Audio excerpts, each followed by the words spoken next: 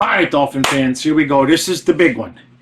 This is the game where we have to shut that stinking narrative up. I don't know about you, but I'm ornery as hell because we got to get up so early and play football this morning. Well, we don't have to play. We have to watch, but it feels like we have to play. Last I heard, Armstead and Connor Williams looked good that they were going to be in. Obviously, we're still short in the running back department there with Achan not in, but we're going to have to take care of business here anyway. Now, the Chiefs last week, they got their asses handed to them, right? Okay, so it's always dangerous playing the team the week after a bad loss. Where Miami catches a break, though, is that if you actually look at the way that the schedule is laid out, with the exception of the Cowboys, the games that we play that are non-division opponents that are against top teams are all slated to be on the road. Eagles, Ravens, Chiefs are all technically road games, but we get out of Dodge and not have to go to Kansas City because we got to go to Germany instead. But basically, it's a neutral site game, which we could use that because we've got, like I said, at the Ravens, we still have that one more game coming up later on. I believe that's New Year's Eve. If we win this one, the game against the Ravens becomes then just as important with the possibility of getting the top seed in the AFC. Like I've said in the last few weeks, just I don't care how it looks, okay? Don't care how it looks, all right? It's not going to be pretty. With this defense, the defense can make you queasy sometimes. Sometimes they're really good, right? And then other times, when we decide to give up points, we don't mess around. They can just go right down the field. So I won't even say we'll know early because the defense is so inconsistent. We might have a bad first quarter and then play great second and third quarter, look bad in the fourth, do reverse. You never know. So bottom line is two things really. Okay, stay healthy, all right, and just score more points than them. Realistically, I mean, if we do that, we'll be in good shape. And last thing is, like I said, this whole narrative, Dolphins can't beat any teams above 500. I mean, have we played any teams above 500 at home? I'm just saying, there's an addendum, there's an asterisk to that. Can't play anybody above, beat anybody above. You know what I'm trying to say, damn it. It's too early for this crap. Come on, Dolphins, make it worth our while that we got up this early.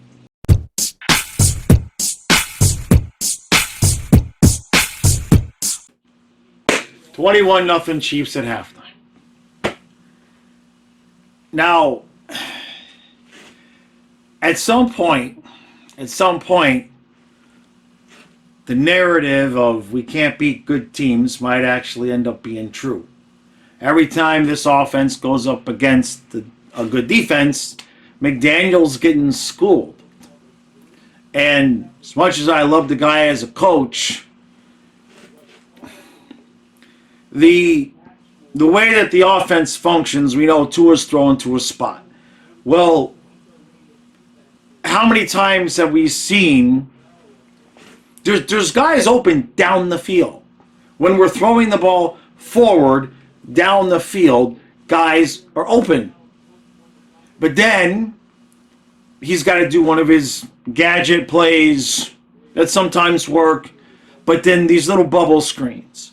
And Tua's taking a step back, and he's throwing that ball to Tyreek, whether there's 3 guys on him or there's no guys on him. And Kansas City knows that. And you see what happens. Defense, you can't ask for more than the defense. The offense is punting the ball all over the field. They gave up a couple of touchdowns to the Chiefs, which is what you would expect the Dolphins offense to be able to do. We're not able to run the ball. But despite all of that, again, Tyreek is open. Waddle is open. Guys are open down the field when we're pushing the ball down the field. But it's these short little bubble screens and whatever the hell you want to call them that McDaniel insists on calling on a consistent basis that, yes, every so often one works. But more often than not, we either get no yards, lose yardage, or now you see Tyreek I mean, I thought they were going to look at that play a lot longer than they did. We didn't get a real good, close, slow motion look at it. But I kind of thought, and I'm not complaining, I guess if the refs looked at it, I kind of thought it looked like he never really had full control of the ball. But besides that part, he's hit the second he catches the ball. I mean, the very second.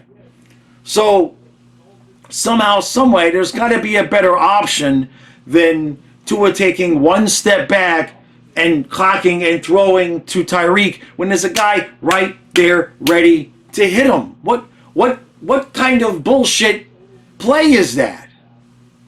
So it's 21-0, and it looked like we were gonna. It was 14-0. Looked like we were gonna be able to come back and get some points, and now we get the ball to start the second half. So I guess if we get 7 here, 21-7, if the defense plays well, we're not out of it yet, but one more score from Kansas City and we are. And look, Bills, Eagles, and now the first half against the Chiefs. When we play a team with a good defense, the way that McDaniel calls the games is getting our asses handed to us.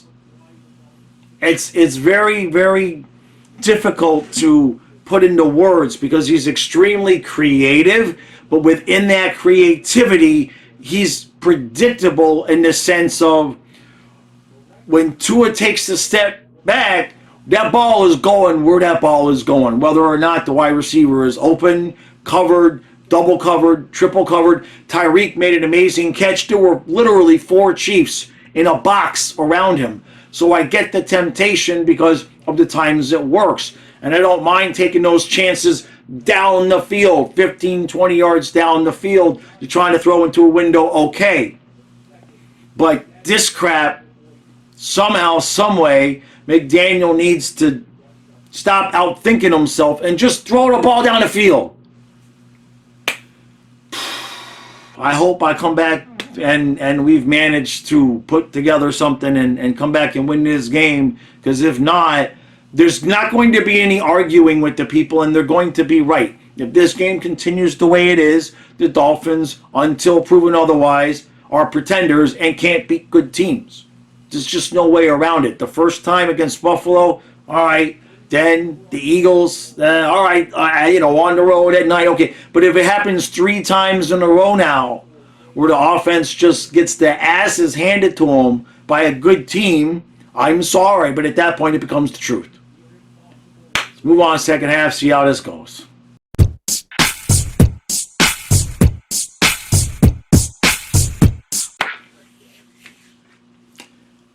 A man is judged not just by what he does when times are good, but when the chips are all on the table and the pressure's on, what do you do? When you're faced with what you might consider are your demons in the sports world, maybe your former team, what do you do? Unfortunately for us, the difference in this game, I hate to put fine point to it, but 2 big drops by Tyreek, a fumble by Tyreek, and then what can only be described as, at best, a choke and a half by Tua on 3rd and 4th down here at the end of the game. Now, the 3rd down play, does the ball slip out of his hands? I don't know. He's got Wilson wide open for a touchdown. Game's tied. If he hits him, and the ball just, we won't know. The 4th down play after the timeout, now I see people saying it was an errant snap from Williams. I mean, it hit Tua in the hands.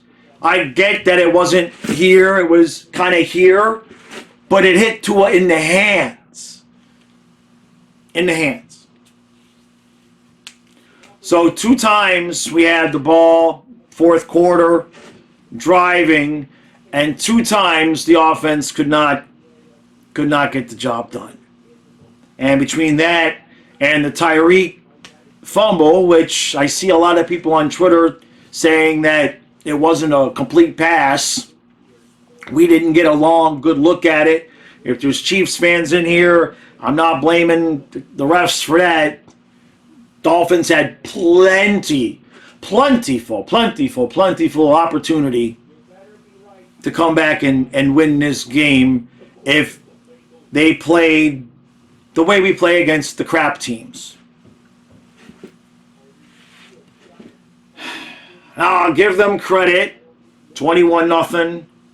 You turn that into 21-14 and a chance to win the game. I mean, you got first down at like the 30-yard line, and that's as far as we get.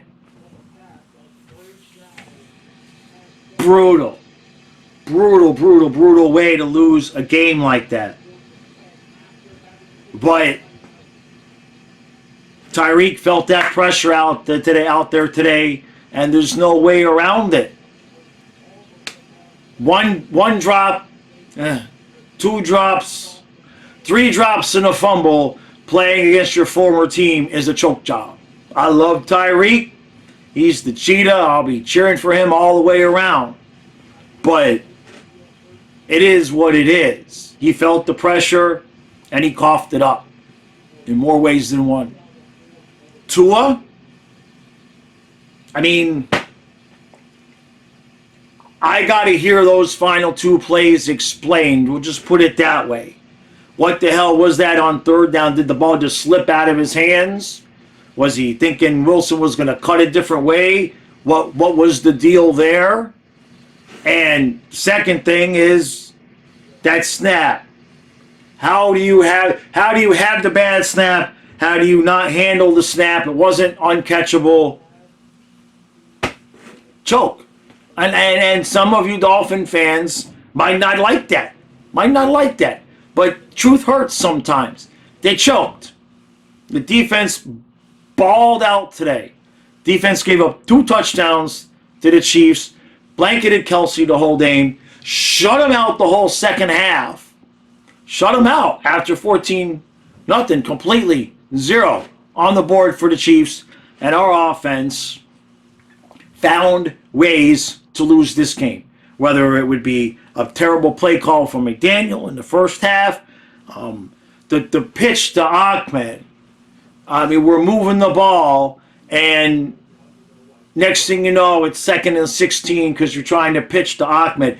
McDaniel's play calling, you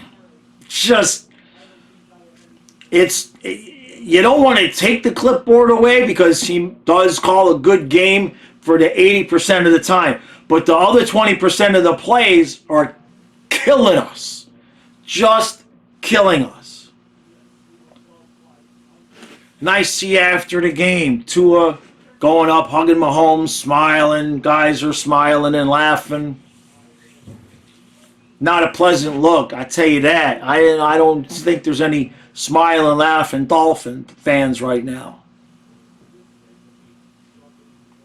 They made us. They gave us the hope. 21-0. We come out. We get 3 and out. Start the second half thinking, oh well, Chiefs going to make this 28-0. This is over. But the defense wouldn't let it. Defense showed up. Defense gives us a fumble right there, and the offense almost screwed that up. We had to be given a gift penalty, which was a penalty, but Jones pushes. I think Jones pushed Jones. Right? Late after the play, instead of 4th down, out of field goal range, or it might have been in field goal range. Point is, we were gifted a brand new set of downs, we get the touchdown. And I know this game was closer, but the narrative of we can't beat the better teams, our offense is just, McDaniel gets his lunch handed to him against these teams with good defenses and veteran defensive coordinators. He gets his ass handed to him just about every time. Yes, we scored 2 touchdowns, but let's not forget the second one, like I said, was off of the defensive fumble, right? What did we do? We had the ball like 25, 30-yard line, and we almost screwed that up. I give credit to the Chiefs' defense, but if you want to beat the best, You can't have multiple of the plays that we had out there on the field today. And then you throw in the undisciplined penalties, the holding penalties at the wrong time on the offensive line. Just a brutal way to lose a football game. Just brutal. I really got to know what happened on that third down. It kind of looks like the ball just slipped out of his hands. So if the ball slipped out of his hands on third down, this is if. But if it slips out of his hands on third down and he drops the snap on fourth down, I'm sorry. I know there's people that love Tua, but he choked it up. If that's how it went down, the snap wasn't that bad. It wasn't that bad. It wasn't high, wasn't on the ground. It was between his knees and his waist right here. And I get the fact, and this is part of the issue, Chiefs were clearly blitzing. We had no answer for the blitz multiple times today. So I get the part where he was antsy, wanting to get that snap. But, I mean, McDaniel calls the timeout, settles everything down, make sure we got everything good to go. And that's the result. There's nothing to do there but blame the players for choking it up, both of them. You want to throw Williams under the bus? Fine. Well, half Williams, half Tua. What happened on the third down play? I don't know. By now, Tua's talking to the media. I'm sure that's going to be a topic of discussion. So, with that, ladies and gentlemen, you can pretty much kiss any opportunity of the top seed in the AFC away, because now Kansas City would have to lose 2 more games while we would have to run the table for us to finish ahead of them. With our schedule coming up, it's probably not likely. We've got Buffalo again. We got to play the Jets twice. We got Dallas. We got Baltimore. We ain't running the table. So, number 1 seed is gone. And apparently, if the Bills beat the Bengals tonight, Bills will be actually back in first place. It's tight. It's tight. To be honest with you, I wouldn't be surprised if the Jets ended up winning the division. And that's not a knock on the Dolphins. I think all of them could win 10 or 11 games. It's going to come down to the head-to-heads in the division, which right now we haven't played the Jets and we lost to the Bills. And we haven't shown that our offense can play at an elite level against a team with a good defense. And to make matters worse, today when the chips were down and they had worked their way all the way back into the game on multiple plays, they choked up the opportunity to prove to everybody that we could. And that is tough to swallow. That's difficult to swallow. And we got to swallow it, and it's going to take 2 weeks to digest because we have the bye next week.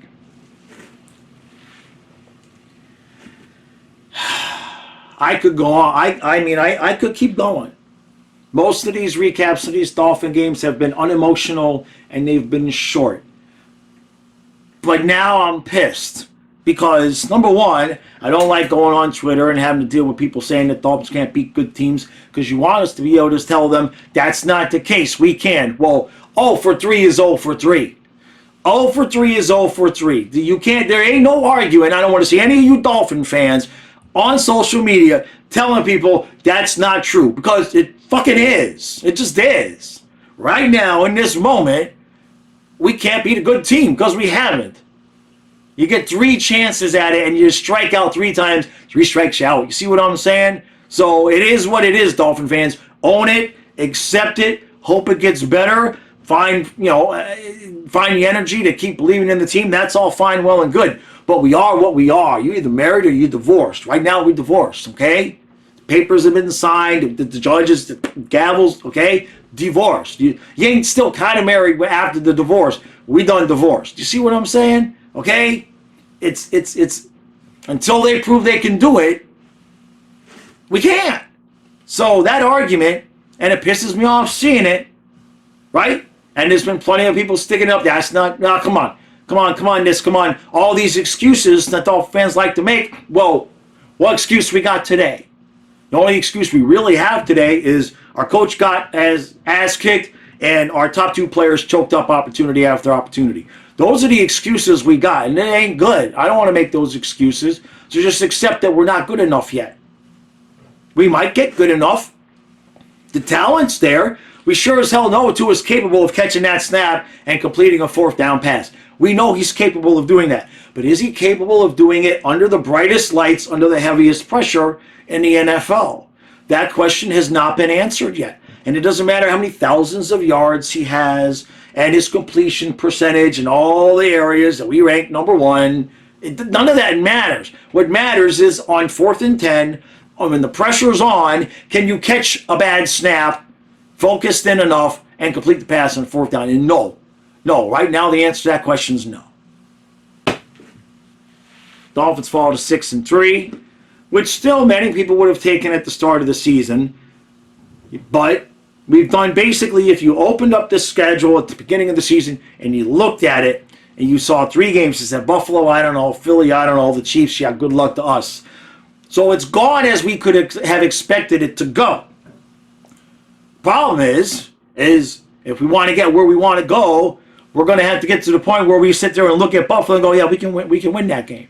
Kansas City, we can win the game. Not we can almost win the game. Now we can keep it close. Now it was a moral victory. None of that happy horse shit that we've been hearing about for the last 10, 20, 30, 40, 50 years around here. None of that. We want to win the games against the good teams. Not almost. Not damn it, if it wasn't for this and if it wasn't for this. Well, 99% of the NFL games are if it wasn't for this and it wasn't for this. That's how it is. It's parity. The only difference between us and any other team is the level of talent. And we have the level of talent out there. We have the level of talent out there to make the plays. But McDaniel has a tendency to make the dumbest play calls at the worst possible moment. Team is undisciplined. Too many penalties. McDaniel again. I love the guy. Don't get me wrong. Not saying get rid of McDaniel, but he's still just second-year coach. Okay? And I love Tyreek, right? I mean, Waddle had a drop. Did Waddle have a drop? I'll give Waddle a pass today because, I mean, he had made some good catches. I think he had one that went through his hands, but it wasn't a great pass by Tua. He was playing with a knee injury. Waddle had nothing to do with why we lost today. Mike McDaniel does not have any... He has no idea that we have a tight end. He has no idea that Claypool's on the team. He has no idea that Berrios is on the team. You see what I'm saying? Right? So he's not using the weapons that we have to the best of the ability that we should. Durham Smythe might not be Rob Gronkowski, but when's the last time Durham Smythe dropped a pass? All right? It's 2nd and 5. If he's open... Okay? It doesn't always have to be a bubble screen. You don't always have to yeet it down the field to Tyreek. Sometimes it works. We clap. We go, yeah, Tua's the greatest, and there's the cheetah. That's wonderful. But sometimes, in close games, you just got to methodically go down the field. And we tried to do that, and we did that once, and then we got the second touchdown off the defense, and then rest of the game was just ass on offense. It was almost. I wouldn't say it was ass. Take that back. It was smelly feet. Yeah, because you might look at somebody. I give up. You know what I'm saying? Oh, damn it. Yeah, it was smelly feet. All right, Dolphin fans, I've gone on long enough. I'm going to go upstairs and try to relax and enjoy the rest of my day. This was early. And to lose this game like this, just, bleh, vomit-inducing. All right, so lots of new people came out to the live stream today. Really appreciate that. Lots of new subscribers. We're getting close. If you're watching this and haven't subscribed, please do me a favor and hit that subscribe button. We have had a hockey channel for 8 years now. We used to cover football on that channel. I separated them out. So that channel obviously is how we make our money. I'm trying to get this channel monetized. I'm like 130, 140 subscribers short. So please help a brother out there. So there's no Dolphin game next week. And Panthers play at 1 o'clock on Sunday. So I don't know if Kyle and I are even going to be able to stream a Sunday game. Maybe we'll look at the Monday night game and see who's playing and maybe do something like that. But Dolphins are off. They're going to need it. They're going to need it because now we're in a dogfight for the division. And that's the last thing. That's it. I mean, we're 6-3. The Bills could be 6-3. And what are the Jets? 4-3. They could be 5-3. I mean, we're in a dogfight for the division. Okay?